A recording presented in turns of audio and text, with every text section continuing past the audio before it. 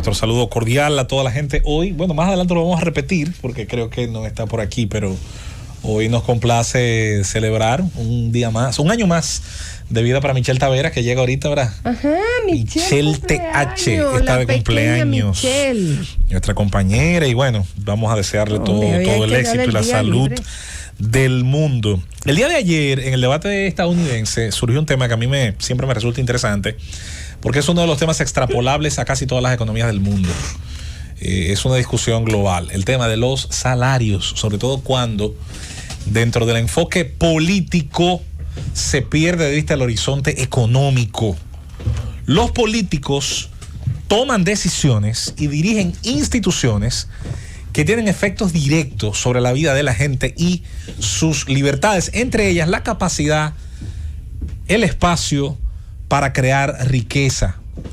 El tema salarial ha sido muy interesante siempre, es un tema de discusiones, es un tema de debates, es un tema que está altamente relacionado a visiones, a puntos de vista.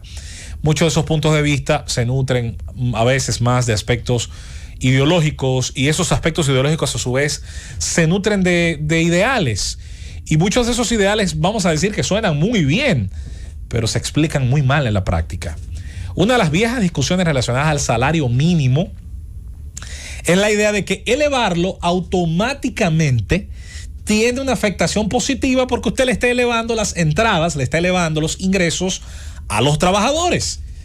Y eso suena muy bien. ¿Quién se va a oponer a eso en principio? ¿Quién va a oponerse a que la gente ingrese más dinero?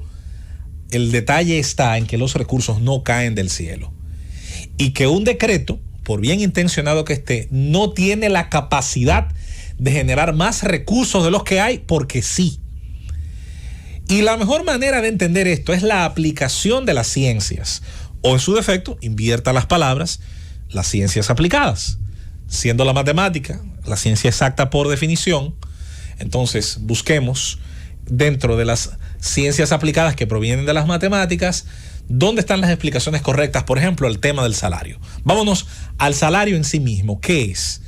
El pago por un trabajo, el pago por una labor que permite a una institución pues jurídica, en este caso una empresa, un medio de producción, como usted lo quiera llamar, en el proceso en el cual genera un bien o un servicio, el cual dispensa a sus compradores, el cual dispensa al mercado que lo adquiere, que lo necesita, que precisa de ello.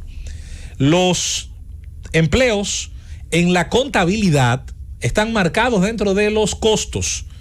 Cuando usted pone el tipo de negocio más simple que a usted se le ocurra, una cafetería, un chimi, una fonda, lo que usted entienda sea más sencillo a su mente, un puesto de picalonga, y usted, el propietario, va a contratar un ayudante porque lo necesita y le promete a ese ayudante 2,000 pesos a la semana. Esa es la negociación que ustedes hacen entre usted y ese ayudante, que muchas veces es un muchacho, una persona que no tiene otras entradas o que decide completar con ese trabajo las entradas que ya tiene porque trabaja en un taller de día, porque hace cualquier otra cosa y decide hacer ese trabajo que a lo mejor le va a ocupar, diga usted, del jueves al domingo. Esos 8,000 pesos mensuales o 2,000 pesos a la semana, porque hay semanas donde se intercalan a veces hasta 5 fines de semana, hay meses donde se intercalan hasta 5 fines de semana, forma parte de sus costos. Usted, a la hora de vender, cuando tiene que reponer el inventario, en el caso de que tenga que comprar las carnes, si acompaña eso obviamente con viandas, con plátanos, tiene que comprar el aceite vegetal en el que lo fríe, tiene que adquirir los elementos para higienizar los utensilios. Luego está el hecho de que necesita pagar el gas, tener, obviamente previamente hay una inversión inicial que la damos por sentado, que ya usted la hizo, que era la adquisición obviamente de todo el equipamiento, y saber si lo tiene montado, por ejemplo, en un vehículo. Un saludo a mi amigo Juanchi, estoy describiendo prácticamente el negocio de él. O si lo va a tener simplemente montado pues en una mesa, lo va a tener montado en un lugar que no es necesariamente un vehículo, la parte trasera casi siempre de un vehículo, como tiende a ocurrir.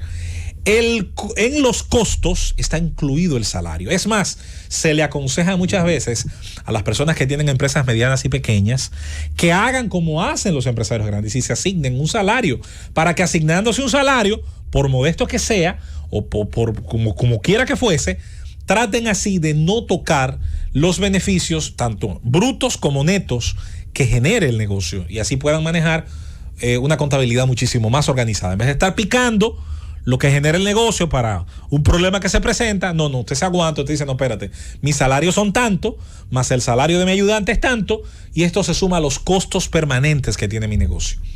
De manera que hasta una picalonga sabe, hasta el dueño de una picalonga sabe, que los salarios forman parte de la cadena de costos fijos que tiene una empresa. Y se le suma, por lo tanto, a lo que tiene que producir, al mínimo que tiene que producir para solventar esos costos mínimos y soñar todavía, aspirar a generar una rentabilidad extra, un producto extra a cubrir esos costos.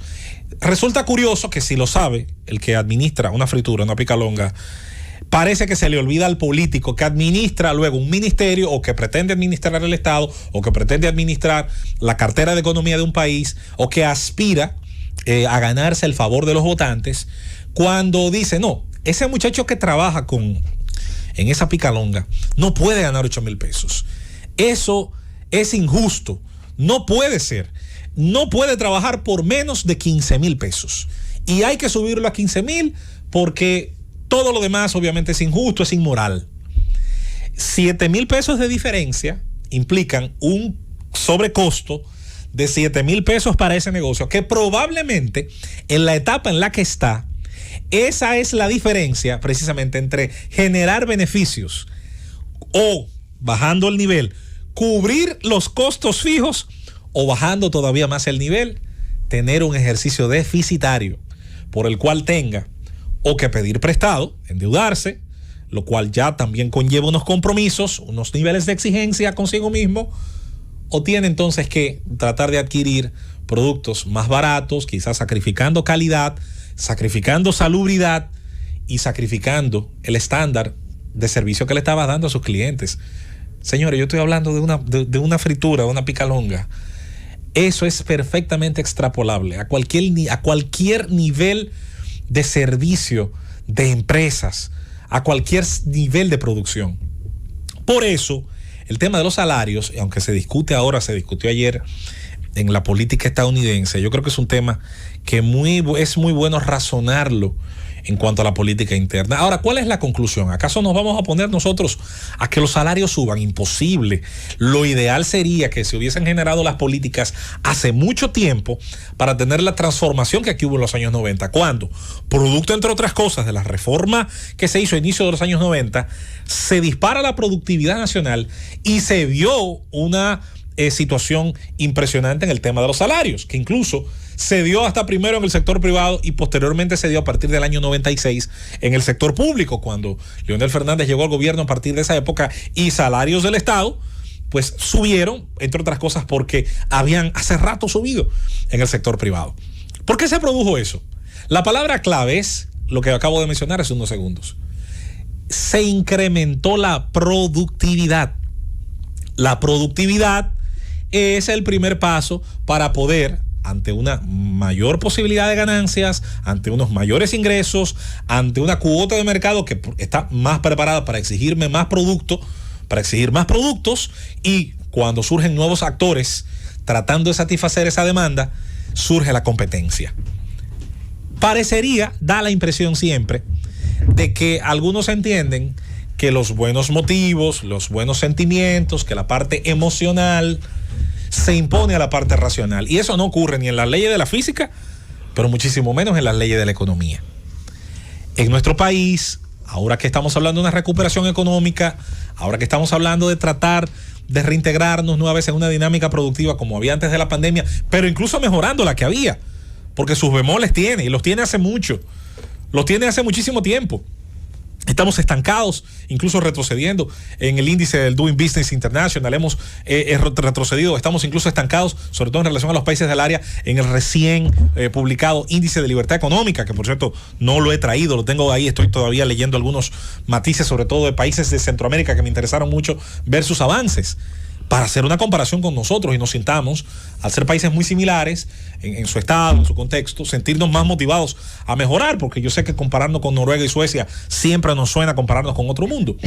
El tema de los salarios, por lo tanto, se tiene que manejar, tratar de manejarse sin ese bendito apartado político, politiquero, electorero, demagógico, al que sobre todo se suman quienes deberían ser más expertos en el tema y que están en la mesa del comité de salarios, en la discusión permanente, y cada vez que tenemos la oportunidad de hablar con ellos y le hablamos, ok, ¿y cuál es la propuesta para elevar la productividad? ¿Cuál es la propuesta para elevar los niveles de ingresos de empresas medianas, pequeñas, además de las grandes, que tienen importantes cantidades de empleados, y producir con ello? Entonces, que el empleador tenga entonces que competir por los recursos humanos. Cuando el empleador, los empleadores, tienen que competir por los recursos humanos, por la mano de obra, calificada, medianamente calificada, no calificada, automáticamente, y sobre todo eso ocurre en países donde los índices de desempleo bajan, se reducen, entonces necesariamente tiene que subir la oferta, el atractivo de los empleos. Es así de sencillo, es así de simple. Economía básica de Thomas Sowell, yo creo que a veces debería ser un libro como obligatorio para las autoridades, tanto los congresistas como los que llegan a trabajar en instituciones que están relacionadas a este campo. Se habla mucho ahora, y qué bueno, lo he escuchado hasta en voz del presidente de la República, la importancia que tiene dar oportunidades a los jóvenes, introducirlos, atraerlos al tejido productivo lo más rápido posible. Ahora, ¿cómo lo está haciendo un país donde el primer empleo es un reto?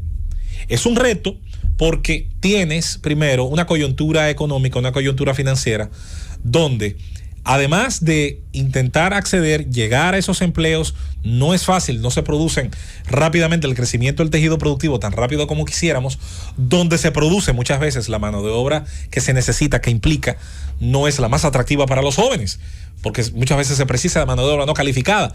Nosotros le hemos vendido, tenemos décadas, vendiéndole un modelo a los jóvenes que salen del bachillerato, que vayan a las universidades, todos, a hacer licenciaturas. Hacer licenciaturas muchas veces en carreras que nada tienen que ver con las características físicas y productivas del entorno donde se crían, donde crecen, donde viven, y ni hablar ya de las características macro que tiene la economía. Infotep hace un gran trabajo que aquí hemos alabado, que aquí yo creo que se nos ha ido la boca elogiando, y al mismo tiempo se queda corto. Y se queda corto porque, entre otras cosas, la educación técnico-profesional debe ampliarse e Infotep debe entrar, romper, incluso yo soy de los que dice que debe ser absorbido por la gran competencia de educación y llevar al tercero de bachillerato, no al cuarto, no al tercero de bachillerato, la integración, sobre todo vía politécnicos. Para mí todos los liceos del país deberían ser politécnicos. Todos, cuando digo todos, hablo de todos, como la monjita. Y desde el tercero de bachillerato iniciar los procesos de integración a los jóvenes que así lo deseen y se sientan aptos a la parte técnico-profesional. Ya cuando llegue el cuarto de bachillerato, ya lo que se debe producir es la entrada al primer trabajo o a la primera pasantía en un lugar donde se puedan aprender y practicar los conocimientos técnico-profesionales. Y que conste, no es un invento, nada está inventado, es lo que se hace en Alemania, donde los que van a la universidad son la minoría y donde los trabajos técnicos profesionales hacen que ese joven, cuando termine el cuarto, ya tenga experiencia en su currículum. Y muchas veces la primera empresa en la que se queda trabajando ya de manera formal es esa misma donde hizo la pasantía, que a su vez tiene una legislación de primer empleo que permite durante un par de años bajar unos costos relacionados a las cargas en materia de derechos sociales, de todo aquello, que hace que 2 años después un muchacho de 18, 19, 20 años tenga 3 años ya de conocimiento, 2 años como asalariado y pueda ya a partir de ahí tener pues todos esos derechos que uno sueña y que uno, claro, anhela para los trabajadores. La productividad en nuestro país debe aumentar. Con el aumento de la productividad, lo lógico es que incluso las propias cargas salariales crezcan. ¿Estamos nosotros educando a nuestros recursos humanos para producir ese cambio? Está en la mentalidad de los políticos que se habla muy fácil, se dice muy fácil. Hay que impulsar un aumento de salarios, olvidando que por sí mismo, sin cambiarlo primero, lo que se estaría es aumentando los costos de muchas empresas, sobre todo medianas y pequeñas, que están en la línea de flotación entre la rentabilidad y lo deficitario. Hay que tener cuidado con eso. Ayer se habló en ese debate y yo pienso que perfectamente nosotros tenemos un debate muy atrasado y es otro de los temas de los que hemos rehuido a la hora de hablar cómo vamos a hacer para que los trabajadores en la República Dominicana tengan más oportunidades y a su vez pueda incrementarse algún día también su poder adquisitivo, su ingreso pero también esto ocurra de la mejor manera posible.